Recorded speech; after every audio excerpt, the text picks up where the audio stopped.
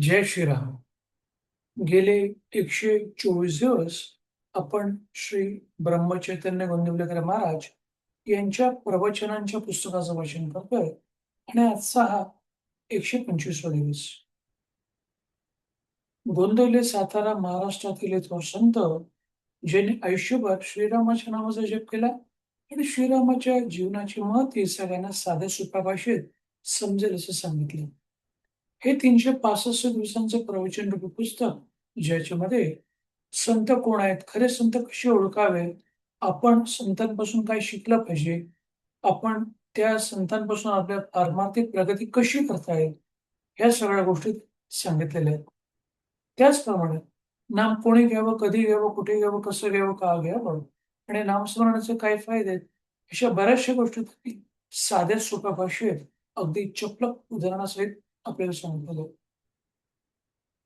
नाम हे घेताना कोणत्या प्रकारच्या धर्माची, जातीची, पंथांची, लिंगाची, स्त्री-पुरुष, तुमच्या वयाची, लहान, यंग, ओल्ड एज, तुम्ही तुमच्या आर्थिक स्थितीची, तुमच्या शैक्षणिक क्षमतेची, तुमच्या सध्याच्या स्थितीची, तुम्ही काळाची, वेळाची म्हणजे सकाळ, दुपार, संध्याकाळ, रात्री झोपण्याच्या अगोदर, चालताना, बसून, झोपून, प्रवास करताना, अंघोळ करताना केव्हाही आपण नामस्मरण करू शकतो. इतपत हे साधं सोपं नामस्मरण, जे नामस्मरण करायला आपल्याला कोणत्या प्रकारच्या खर्चाची गरज लागत नाही, म्हणजे फुकटमध्ये असणारं हे सोपं नाम आणि कोणत्या प्रकारचे कष्ट देखील होत नाही.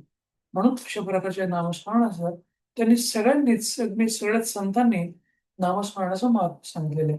आता हे आजचं 125व्या दिवसाचं जे प्रवचनाचं वाचन आहे ते आपण करूया आणि त्याचं शीर्षक आहे, सत्संगतीत राहावे. नेहमी संतांची संगत धरावी. परमार्थाला संतांचे अधिष्ठान आवश्यक आहे. संत आपल्या जवळच असतात. त्यांना पाहायला कुठे जावे लागत नाही. चित्त शुद्ध नसेल तर संतांच्या जवळ जाऊन तरी काय उपयोग होणार आहे? हे सगळ्यात पहिलं आपलं मन शुद्ध असलं पाहिजे आणि ते जर नसेल तर संतांकडे जाण्यात काहीच अर्थ नाही. हां, पण जर मन अशुद्ध असेल, तर आपण नामस्मरण करून आपण त्याला थोडंसं शुद्ध करून मग आपण संतांकडे जाऊ शकतो.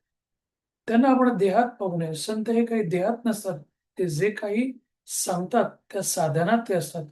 म्हणजे संतांकडे फिजिकली जाण्याने फक्त फायदा नाही होणार. ते सांगतील ते जे कर्म, ते जे साधन आहे ते केलं तर त्याचा फायदा.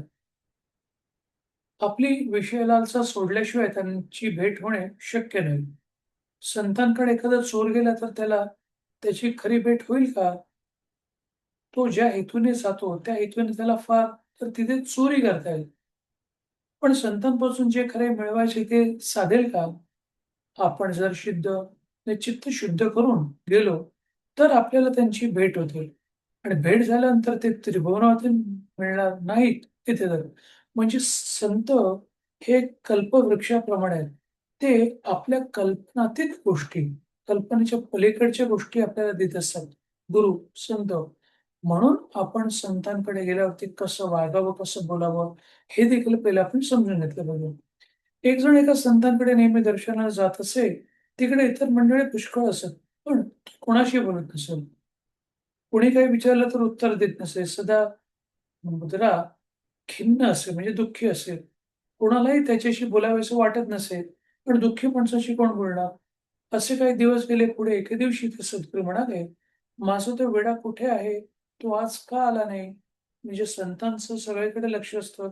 बाकीचे लोकं जरी बोलले नाही, तरी संतांचं बारीक लक्ष असतं प्रत्येक आपल्याकडे येणाऱ्या साधकाकडे. हे त्याने ऐकताच तो आनंदाने उड्या मारू लागला. म्हणजे संतांना लोकांशी कसं बोललं पाहिजे, कसं वागलं पाहिजे, त्याला कसं अट्रॅक्ट केलं पाहिजे, हे उपजतच काही गुण असतात. आणि जो तिथून गेला तो पुन्हा आलाच नाही. तो कशाला येईल? गुरुने एकदा आपल्याला आपले म्हणावे, हेच शिष्याला मिळवायचे असते. तो ज्या गृहस्थाने ओळखले आणि म्हणून त्याचे काम झाले. गुरु आम्हाला तुम्ही माझे झालं असं म्हणत असताना देखील तुम्ही ते ओळखत नाही. कारण तुम्ही विषय बरोबर घेऊन आलेले असता. म्हणजे आपण संसारिक लोकं गुरूकडे गेल्यावरती किंवा संतांकडे गेल्यावरती देखील संसारातल्या ज्या अडचणी असतील म्हणजे मला घर पाहिजे, गाडी पाहिजे, बंगला पाहिजे, मुलांसाठी शाळा, कॉलेज, त्याचा जॉब, त्यांचं लग्न, त्याला मुलं-बाळ झाले पाहिजे.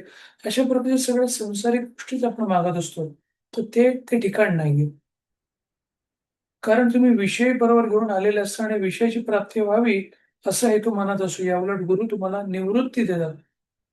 निवृत्ती दिल्यावर विषयाची प्राप्ती व्हावी ही आठवणच जाते.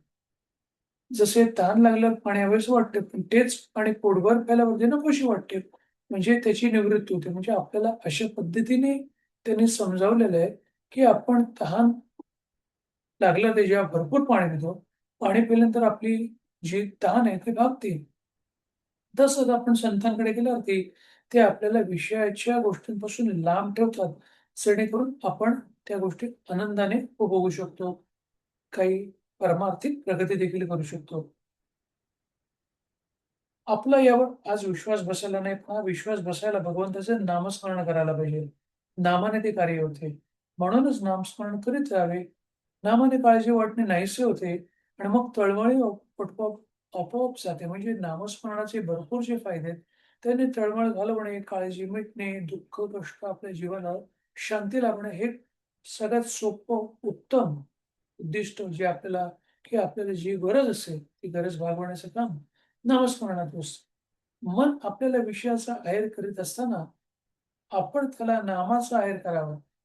म्हणजे मनाचं कामच आहे ते आपल्याला अडकवण्याचा प्रयत्न करेल, ते आपल्याला संसारामध्ये गुरफटण्याचा प्रयत्न करेल, ते आपल्याला विषयाकडे ओढून नेण्याचा प्रयत्न करेल. पण आपण नामस्मरण त्याला दिलं, की आपलं काम बरं होऊन जातं. आपण आपल्या अंतःकरणाला नामाची धग लावावी. त्याने अंतःकरण उकळले, की विष वर येईल. ते काढून टाकले, की अंतःकरण शुद्ध होईल. शुद्ध अंतःकरण ठेवून नाम घेतले, तर भगवंताच्या कृपेचा अनुभव देखील आपल्याला होईल. नामानेच अंतःकरण शुद्ध बनते. नामानेच मन अंतरात प्रवेश करून स्थिर राहते. शेवटचं वाक्य, संत सांगतील तेच करणे, हीच त्यांची खरी सोय आहे. म्हणजे सत्संगतीत राहावं, संतांकडे गेल्यावरती काय करावं आणि काय करू नये, हेच त्याने हे 125व्या प्रवचनाच्या या प्रवचनामध्ये आपल्याला साध्या सोप्या भाषेत सांगितलेलं आहे. आता आपण 11व्याला श्रीरामाच्या नावाचा जप करूया. श्रीराम, श्रीराम, श्रीराम, श्रीराम, श्रीराम, श्रीराम, श्रीराम, श्रीराम, श्रीराम, श्रीराम, श्रीराम, श्रीराम, श्रीराम. धन्यवाद. हे 125व्या दिवसाचं जे प्रवचनाचं वाचन झालं, त्याचं श्रवण केल्याबद्दल तुमचे धन्यवाद. तुमचा उर्वरित दिवस हा असाच आनंदाचा, सुखाचा, आरोग्यपूर्ण जावं, हीच त्या श्रीरामचरणी इच्छा व्यक्त करतो आणि थांबवतो. जय श्रीराम, जय श्रीराम, जय श्रीराम, जय श्रीराम, जय श्रीराम.